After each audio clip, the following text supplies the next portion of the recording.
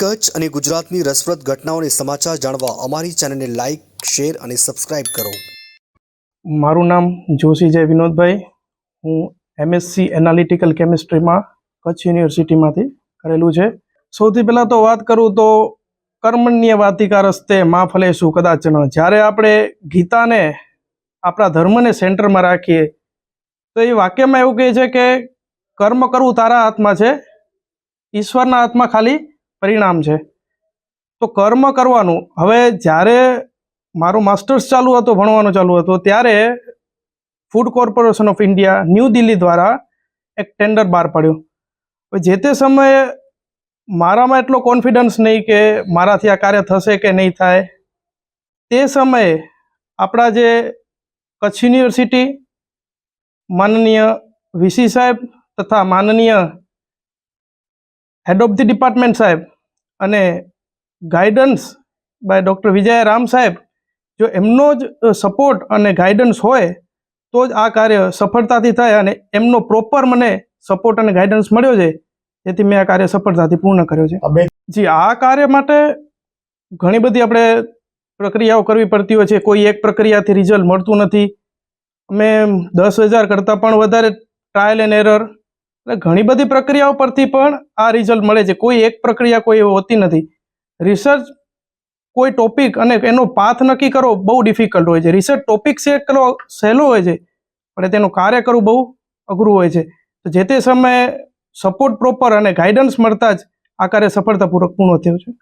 ફિલિંગ્સની વાત કરીએ તો કે આ ગૌરવની વાત છે. સમાજ માટે લઈએ તો પણ ભલે, યુનિવર્સિટી માટે લઈએ તો પણ ભલે, અને આપણા પોતા માટે લઈએ તો પણ એક ગર્વની વાત છે. હું doctor Vijay Ram, associate professor department of chemistry Kutch university અને director centre of excellence in chemical science and technology Kutch university.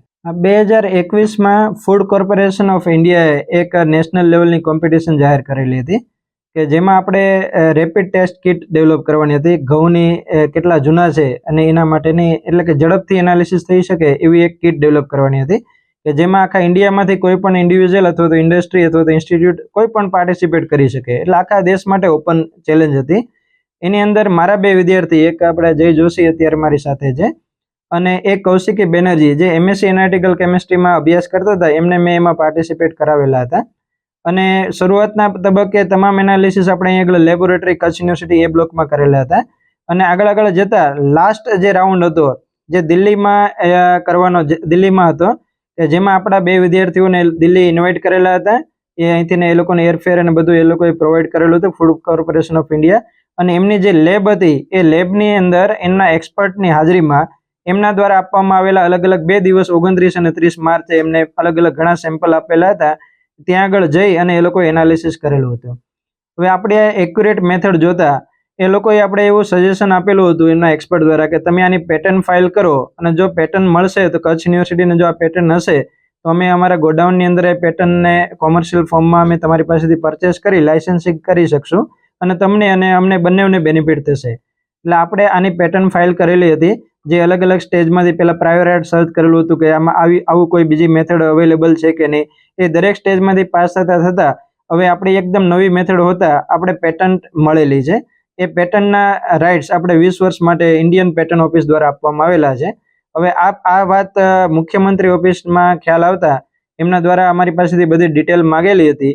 A detail આપણે એમને પ્રોવાઈડ કરી, શરૂઆતના બધા જ એનાલિસિસ અને આ પેટર્ન અને એ બધી જ માહિતી.